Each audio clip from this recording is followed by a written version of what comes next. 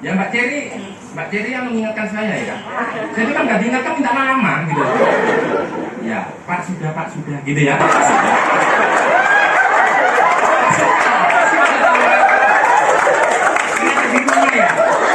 Makanya diklat itu enak-enaknya ikut diklat, duduk-duduk makannya lezat, betul kan?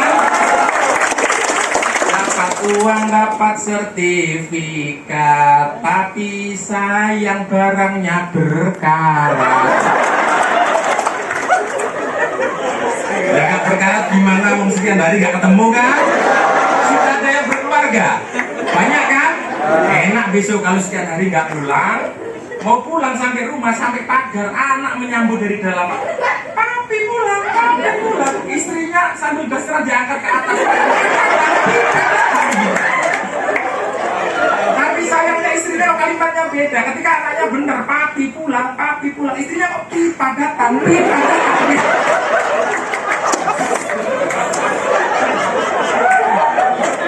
Tahu begitu ditarik saja langsung itu perempuannya dijebak langsung.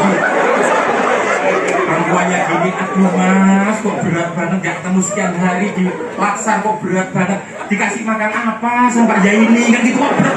Titik ranselnya belum saya lepas.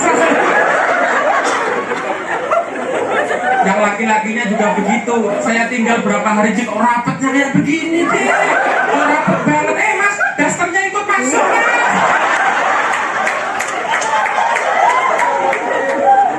Saudara sekalian, kalau tertawa jangan ditahan lo ya. Tetangga itu tertawa ditahan gondok lo, bener? Karena teorinya Pak Dr. Hisan, ukur kecerdasan seseorang itu cukup dari tertawanya menurut saya. Kalau orang itu terlalu cerdas, itu orang ngomong belum selesai sudah tertawa, itu terlalu cerdas. Nah, yang kedua itu orang cerdas. Orang cerdas itu orang ngomong sudah selesai baru yang ketiga itu sedikit kurang cerdas. Ada orang ngomong sudah selesai nggak tertawa. Tanya sebelahnya, maksudnya apa sih? Itu tell me. Maka daripada saudara sekalian kelihatan goblok, ngerti nggak ngerti ketawa saja. Saudara sekalian, bahwa ada sebuah paradigma diklat itu berbeda, tapi hakikat yang dicari di kediklatan itu sama. Saudara harus tahu posisi saudara. Saudara harus tahu tupoksi saudara, dan saudara harus diklat pakai ditendang-tendang, diklat pakai digampar luar biasa. Karena kok bahagia banget. Jadi saya nggak salah sama sekali. Saya sangat paham protokol. Coba kalau beliau berdiri, mesti saya gini, silakan Mbak.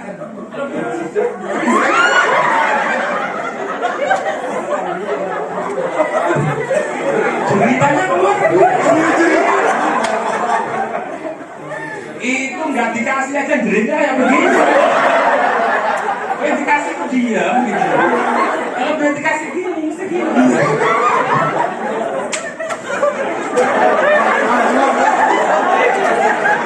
Nah, kalau tertawa jangan los lo ya. Karena klepnya laki-laki perempuan tuh beda loh. Tahu klep perempuan tuh gak kendor. Kalau klep, tahu klep kan? Kalau cut gitu.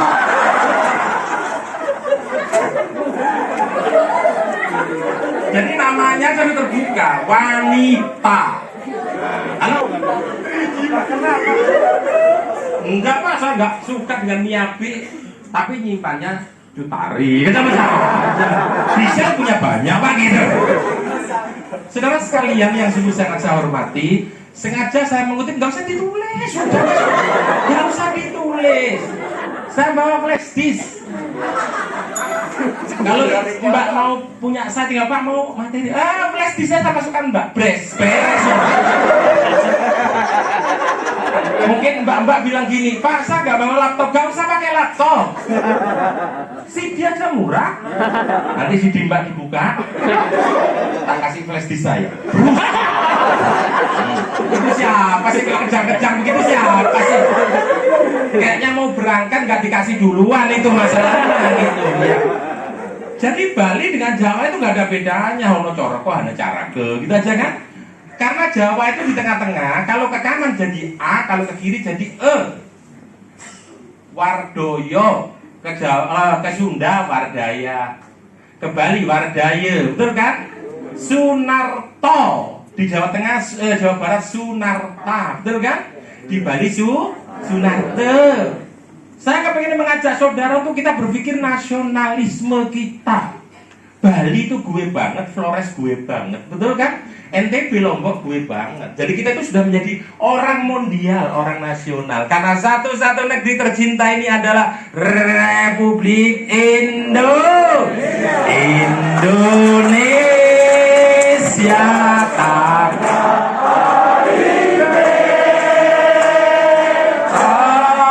Pusaka abadi jaya.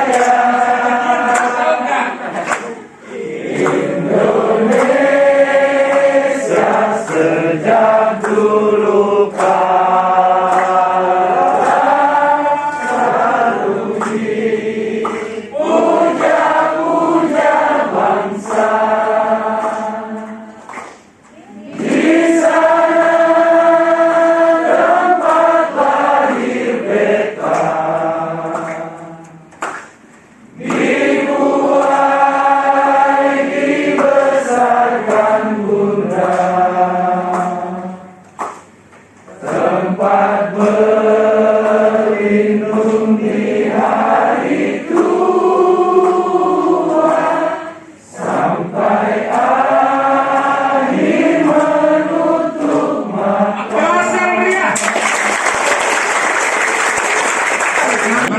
Radio dari dulu. Nah, kira-kira kalau ada orang nyanyi gitu, perasaannya senang apa senang? Nah, jadi dengan lagunya aja kelihatan. Kalau ada orang menyanyi, kemudian lagunya duduk di hadapanku seorang babu, kulitnya hitam legam, bodinya lemah. Kira-kira yang menyanyi ini susah apa susah? Makanya saya ngajak lagu-lagu untuk cinta Republik tercinta ini harus selalu kita dengungkan untuk membangkitkan rasa cinta kita. Betul? Betul?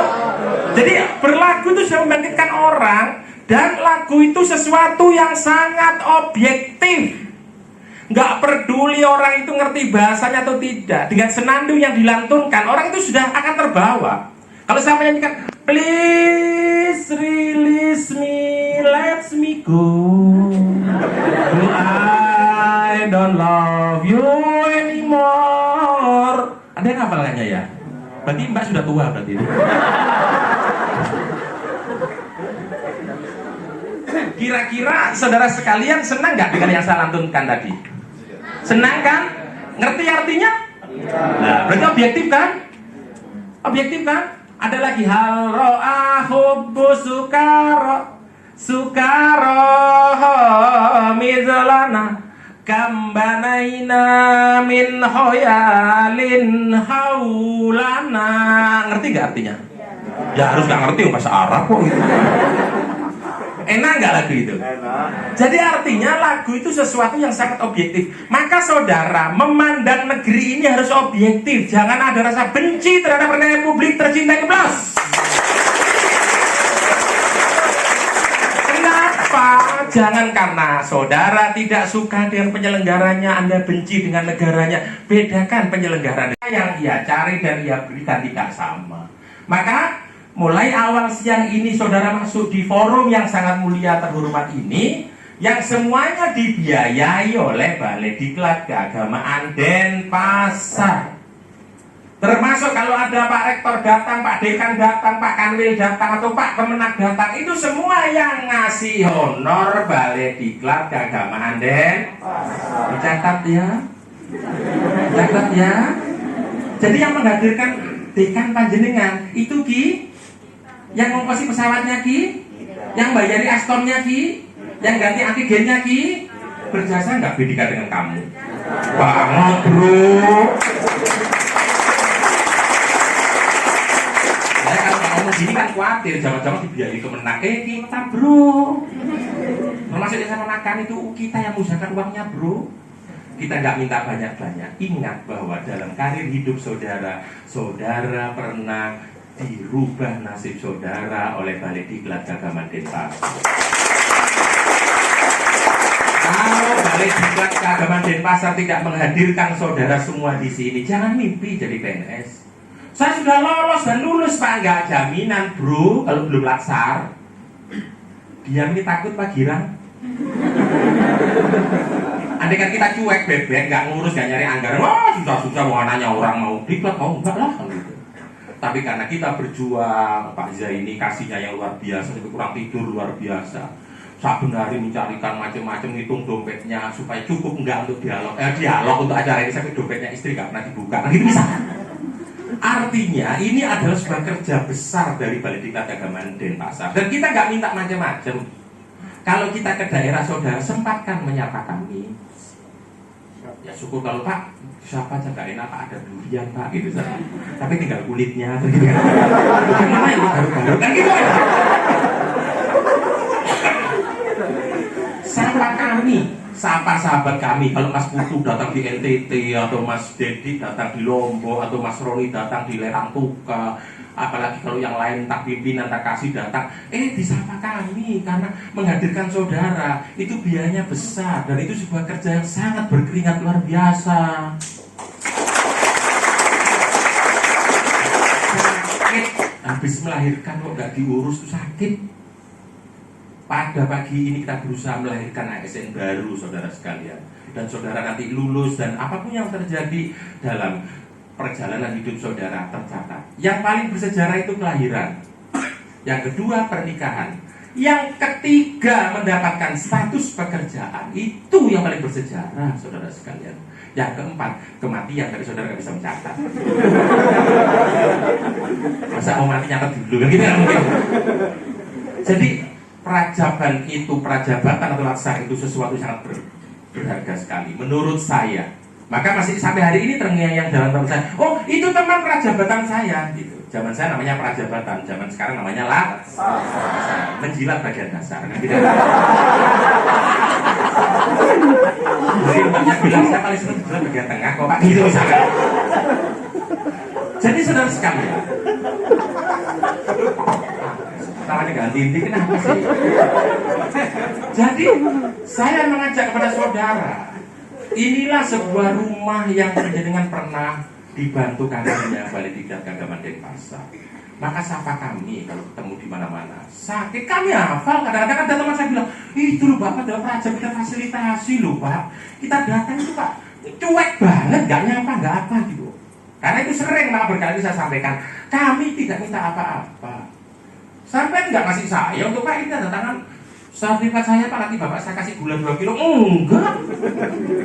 Tahu-tahu besok sertifikat diterima. Ya Allah Pak Tuhan tanda tangan untuk saya. Nanti kan Pak Tuhan nggak mau tanda tangan untuk saya, nggak jadi PNS saya, tepuk tangan dong. Ya, diklat saudara itu sesuatu yang sangat kita panjakan betul. Zaman saya itu yang namanya diklat saya tidak di hotel di baraknya tentara. Bahkan orang sekelahiran saya itu mesti diklatnya di barak tentara. Semua yang diklat itu tentara, karena diuji harus betul-betul cinta terhadap negaranya. Sampai nggak usah dihadirkan tentara. Makanya kenapa orang dulu kok fisiknya kuat-kuat? Ya karena di tempat, karena keadaan. Sekarang kan dimanjakan ada AC-nya begini kan. Dan pendidikan tentara betul. Ada yang gini-gini gitu langsung kepalanya ditonjok begini. Saya sih lalu saat dia main handphone gitu. Main handphone. Kalau tentara dulu paling gitu. Itu pun handphone yang melayang jatuh kepalanya lagi gitu. Jadi saudara sekalian, saudara itu dimanjakan, bukan berarti kemudian kita memanjakan itu tidak ada kualitas. Kualitas kita usahakan, tapi sebagai anak bangsa, pemegang tampuk kekuasaan yang akan datang di sektor masing-masing, saudara kita tempatkan di sebuah tempat yang sangat luar biasa. Bahkan ada seumur-umur nggak pernah masuk Aston ada. Diam ini berarti iya kan? Iya kan? Ya, ini aja belum datang, belum apa suruh selfie. Temannya dikirim semua, gitu kan? Kita cari ada tulisannya, ada tulisannya. Yang pertama itu merasa betul itu. Ada yang video call, mama, di hotel mama. Lebih baik dari rumah kita mama.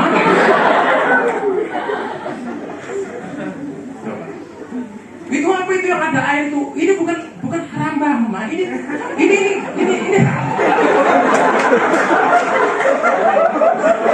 Ini kalau renang mama, kurang renang. Padahal di rumahnya ada keramba, banyak buayanya lagi itu. Tapi sekarang di sana buayanya pada nggak ada, karena kesini semua. Coba. Jadi saudara itu mendapatkan penghormatan yang luar biasa di hotel ini. Ketika saya dulu yang namanya prajabatan, itu 15 orang di sebuah barak itu, kamar mandinya 1. Dan kamar mandinya itu bukan dalam kamar, di luar. Jadi kamar mandinya panjang, tapi kamar mandi 1 untuk kamar 1, kamar mandi 2 untuk 2. Tidak boleh memasuki kamar mandi yang untuk salah itu. Jadi kamar 3, kamar mandinya tulisan 3. Itu kalau ketahuan yang kamarnya 3 masuk kamar mandi 1, ditempelin itu. Apalagi kalau malam-malam mau bisa kan kita kan agak lupa-lupa gitu kan.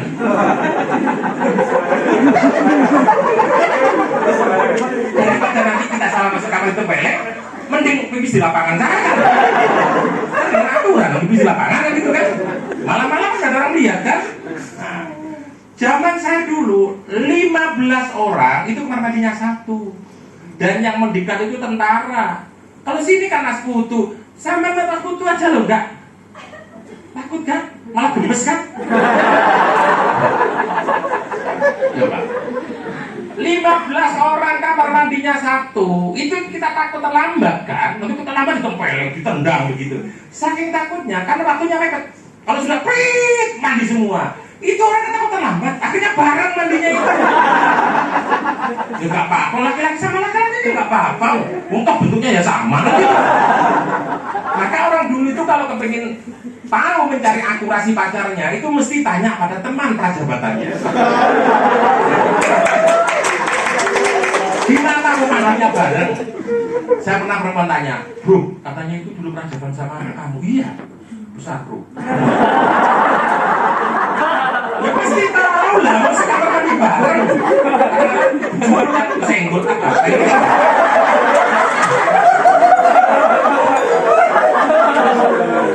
Di sini nggak terjadi kan? Nggak terjadi. Zaman itu 15, kamar mandinya 1, kadang-kadang sampai 55, kan gitu kan? Kadang-kadang 4-4, ya biasa kita. Biasa, jadi kita saling kenal. Tidak saja temperamen ngoroknya, tidak, tapi sesuatu yang sangat pribadi kita tahu. Lebatnya kayak apa kita tahu. Maka anak perempuan itu yang tahu tradisi dulu mesti tanyanya ke temannya. Saya pernah tanya, bro gimana bro? Banget itu, agak hitam bro. Gue banget bro. Artinya saudara itu dimuliakan banget pada prajabatan atau diklat kali ini. Sama lewat di bandara kan tuh bos gitu aja. Pakai korpi, segendeng gitu. Karena itulah saudara tidak bebas sekarang ini saudara sekalian, betul? Yang biasa pipis sembarangan laki-laki apa perempuan? Laki-laki, perempuan nggak ada. Benar, saya bukan membela perempuan. Kenapa perempuan nggak ada? Karena nggak bisa.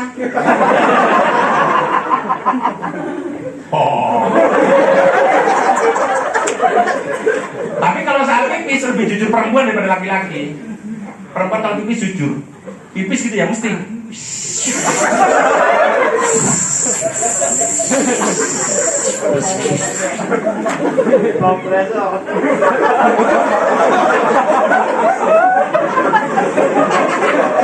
Kalau laki-laki kalau pipis nggak bunyi. Kenapa nggak bunyi? Pepetin tembok. Yo mesti aja gak bunyi. Mau mepet tembok. Lalu gak mepet ya kacak-kacak.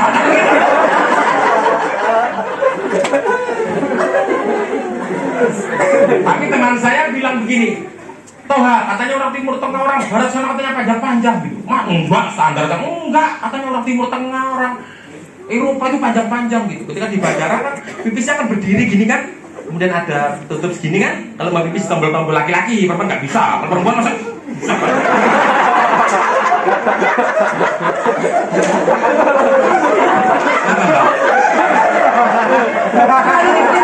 harus begini posisinya ya Pak ya? Iya, enak banget Pak. Enak, enak. luar biasa. Pagi ini saya ketemu luar biasa. Takut saya. Ternyata Gisel ada di sini.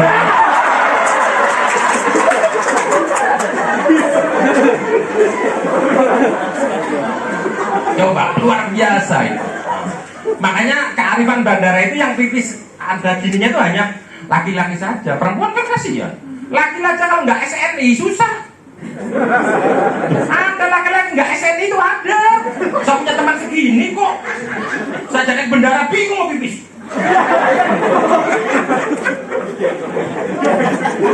Teman saya itu perempuan dapat suami agak pendek agak lumayan pendeknya gitu. Saya bilang kenapa kamu kok cari laki-laki yang segitu, apa nggak susah kamu? Yang penting rajin bekerja. Tegar waktu ngomong. Ketika saya naik pesawat sambat ke saya susah istri pendek kenapa? Saya ngangkat terus kalau pipis gini kan nggak bisa kurang tinggi kan gitu kan? Iya kalau orang sana. Ya itu tadi teman saya bilang katanya orang Timur Tengah orang Eropa panjang-panjang. Ternyata waktu di bandara kan pipisnya berdiri gini tuh hal gitu. Waktu pipis saya orang Jawa keracak gitu. Saya lihat ini kayak orang Eropa. Kok nggak bunyi gitu? Dia mikir, oh nggak bener teori kalau orang sana lebih panjang. Dia penasaran diintip gitu. Ya bener nggak bunyi yang nyandar di situ gitu.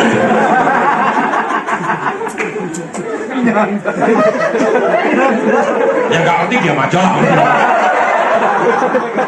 Nggak usah ditulis Mbak. Tapi Mbak ini lebih luar biasa. Nggak ditulis tapi digambar.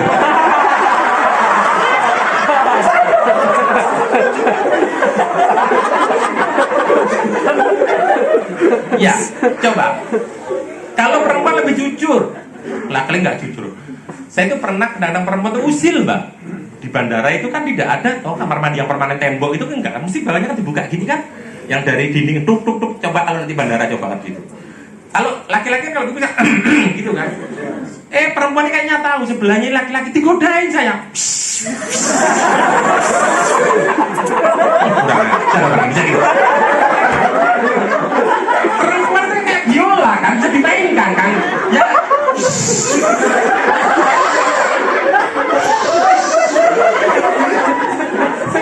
Banyak gak pengalaman kayaknya ya.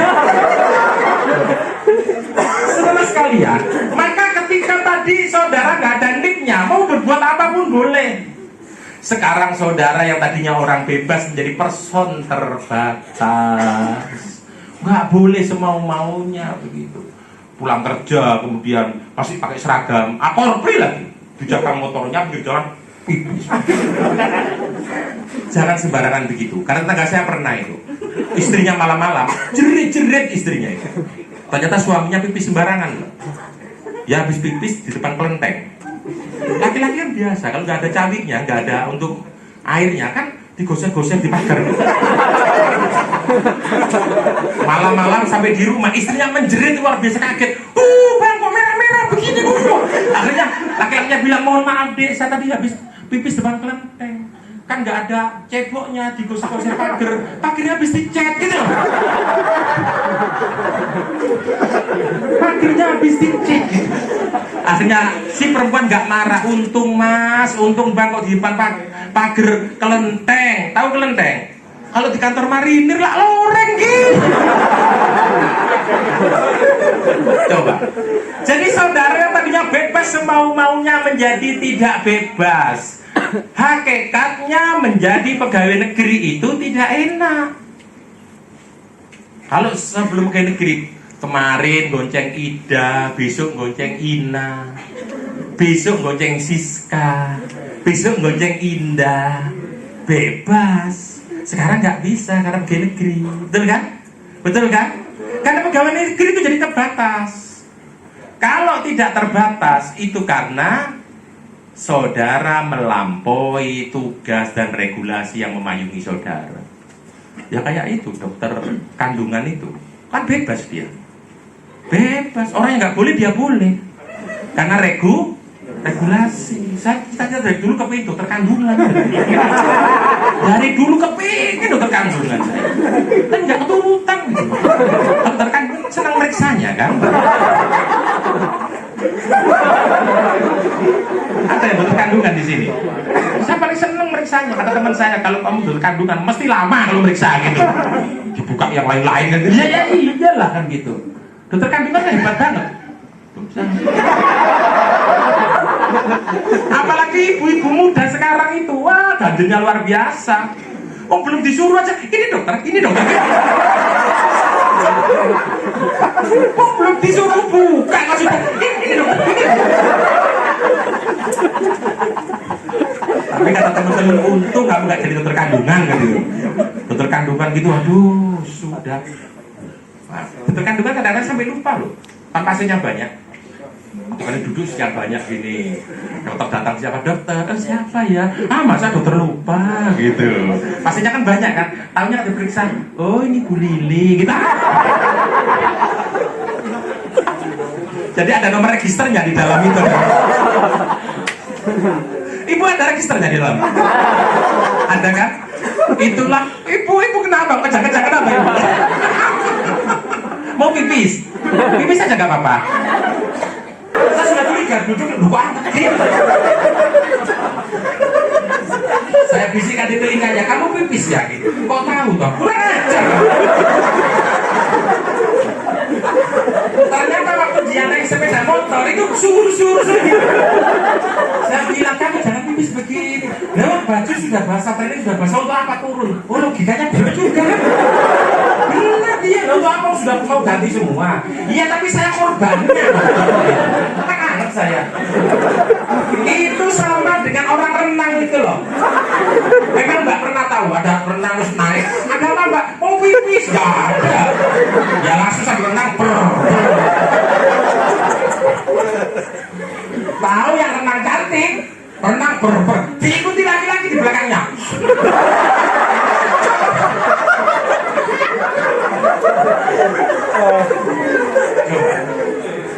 Sehingga saudara tidak menjadi orang bebas lagi, menjadi orang terbatas.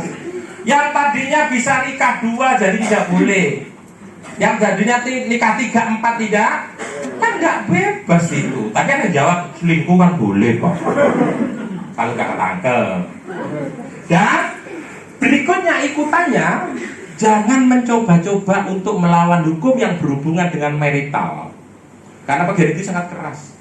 Kalau ketangkap saudara punya selingkuhan, kemudian istri Anda itu menggugat, saudara bisa dicabut niknya.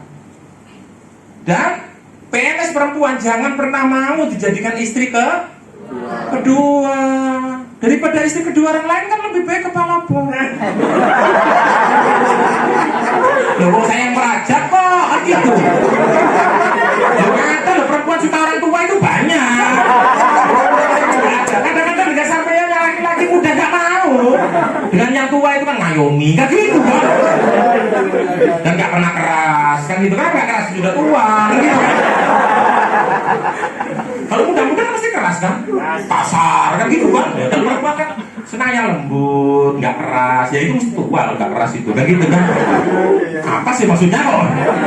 Artinya saudara sekalian, hubungan marital karena saudara tidak bebas, maka jangan lakukan sesuatu yang itu menjadikan NIP saudara dicabut. Apa ada? Banyak sekali. Dan perselingkuhan di pegawai negeri itu sangat tinggi. Lebih tinggi lagi perselingkuhan itu terjadi di guru. Ada yang guru di sini? Banyak. Ini dicatat ya. Kenapa perselingkuhan di pegawai negeri itu tinggi? Karena satu. Nah, ini dasar logika saya, nggak ada di ASN. Nggak usah dicatat, Mbak, nggak usah. Mbak mau megang pena saja gitu. Tanya biasa tuh mau gatal gitu lah orang gitu. Yang pertama saudara sekalian, orang melaksanakan tugas pegawai negeri itu, ketika dia melaksanakan tugas itu semuanya dikondisikan yang terbaik. Mungkin ada yang protes, masa gitu Pak? Iya. Kalau seorang tukang batu berangkat kerja, kalau dia punya jas itu hanya untuk mengantarkan pengantin. Kenapa? Yang baik-baik itu perempuan kan di luar. Kalau di rumah kan yang gitu-gitu itu. Kalau dengan teman kerja mesti parfum yang paling mahal. Tapi kalau di rumah paling kan Remason. Sehingga suaminya dapat yang gitu-gitu, akhirnya sesek dadanya kan.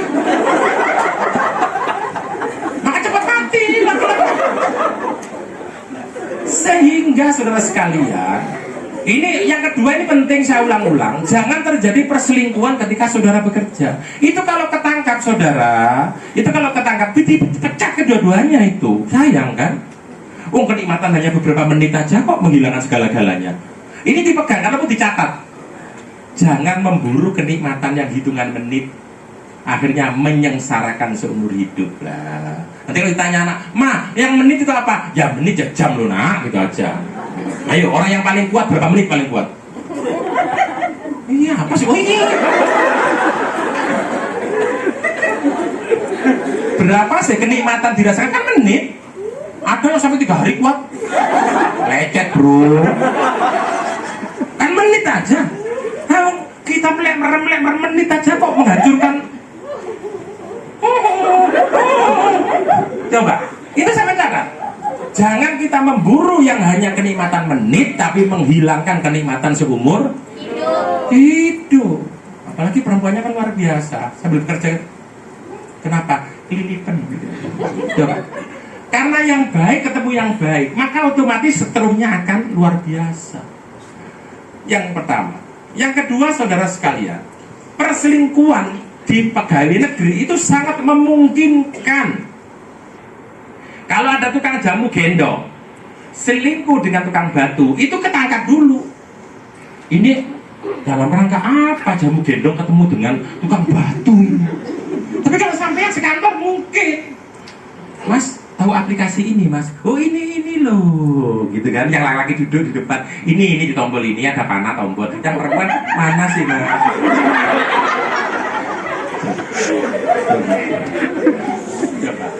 Lah kalau tukang batu sama tukang kayu ketemunya di mana? Kan nggak temu kan?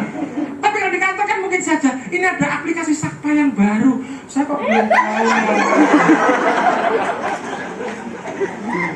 Nah ya, lama-lama depan kan geli kan? Ditubruk gunung terus kan gitu kan? Coba. Terus nanti setelah itu habis Sakpa, aplikasi BUMN, makan siang yuk, gitu kan? Lu kan boleh-boleh saja makan siang sekantor. Kenapa kok sekantor? Ya pada sama-sama ke rumah makan situ ya, daripada bensin banyak-banyak kita gonceng lah kan gitu. Yang lari cerdas direm lagi gitu. Kayak Mas gitu. Direm muncul, Mas gitu kan.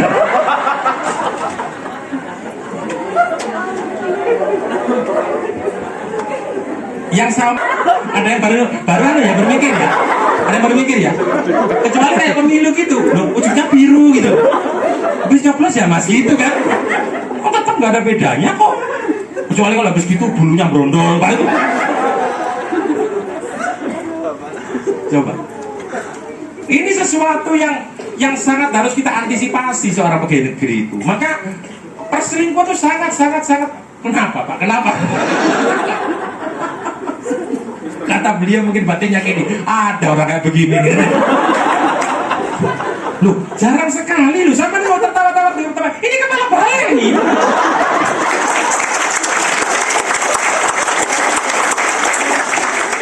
Karena mungkin saking akrabnya sama dianggap siapa, ini saya nggak percaya asli kepala balik. Besok kalau ada sertifikat namanya Muhammad Toha, ini orangnya.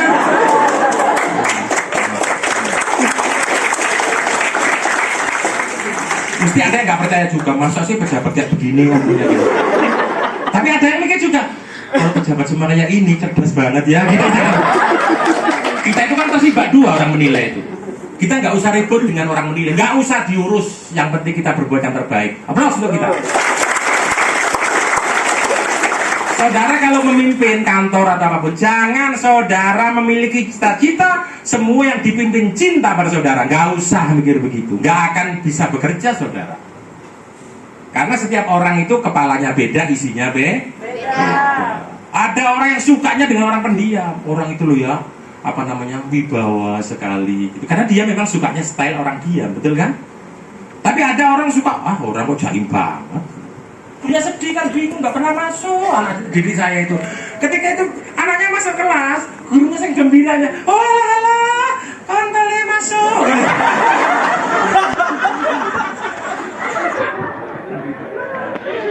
Bukan ngomong kotor saya, itu bahasa Jawa. Sampai mana saya ngomong tadi itu?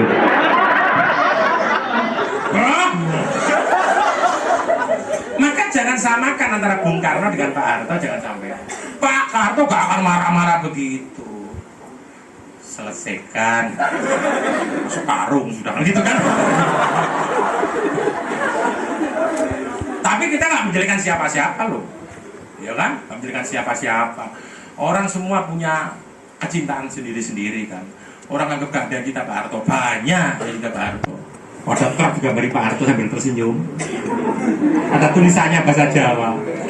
Piye tole, enak zamanku toh, kan gitu kan.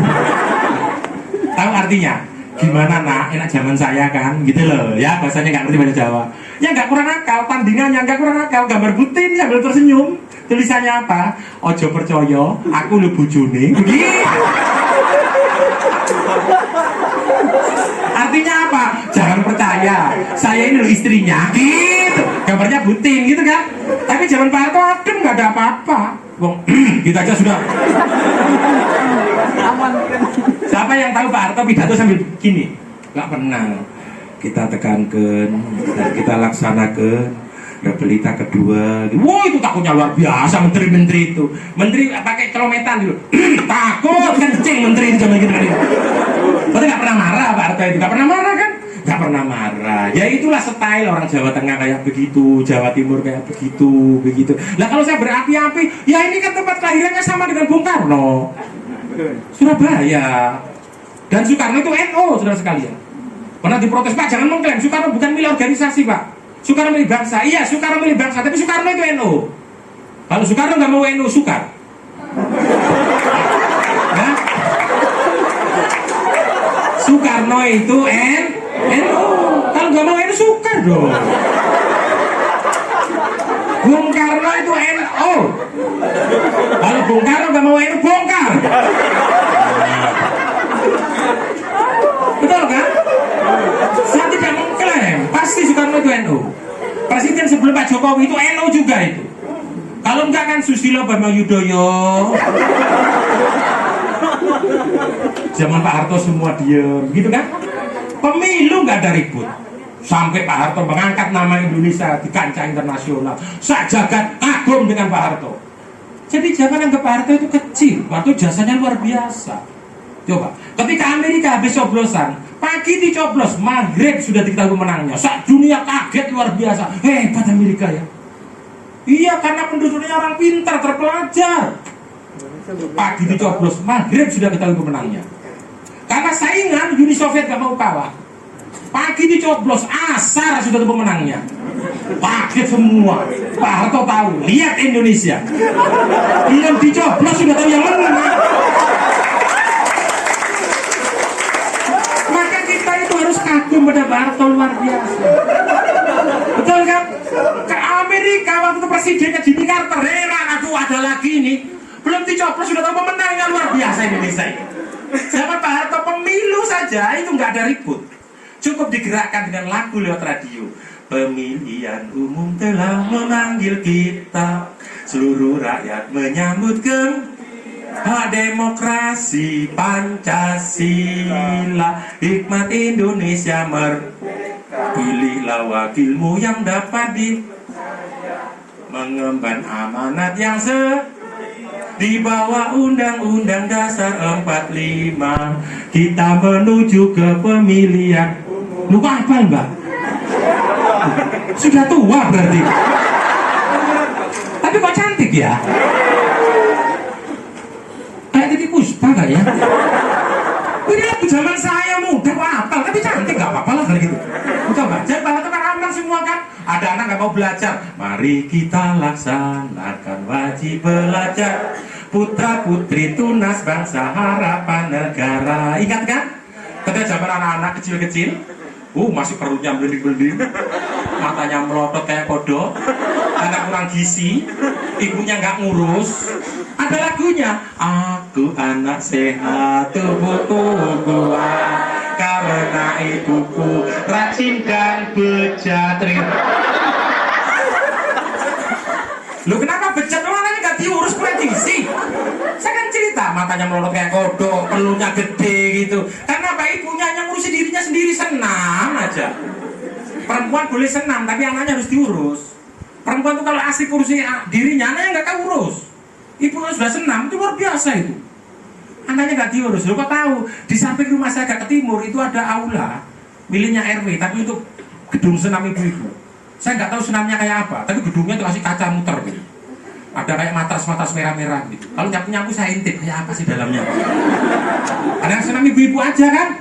Nah, saya kepingin tahu apa sih. Tapi kalau sudah senam, dikunci, nggak bisa tahu saya. Semua ibu-ibu perempuan semua. Tapi musiknya kan kedengaran sampai ke rumahnya. Bang, dung, bang, dung, bang, dung. Yang paling gagal, instrukturnya itu perempuan. Yang pakai mulutnya dikasih speaker kecil itu loh. Perintahnya sampai keluar Bu, tapi saya nggak bisa ngintip. Perintahnya yang gagal saya. Dorong, tarik, jepit, tahan, lepas. Itu senam apa sih itu? Dorong, tarik, jepit, tahan, lepas. Senam apa sih Bu gitu Bu? Saya kan penasaran gini, ya dijepit apa sih gitu? Sehingga kembali pegang genggam Raisen de Etre, Republik tercinta ini. Kita ini negara yang sungguh kaya segala-galanya. Bahasanya, budayanya, agamanya luar biasa saudara sekalian.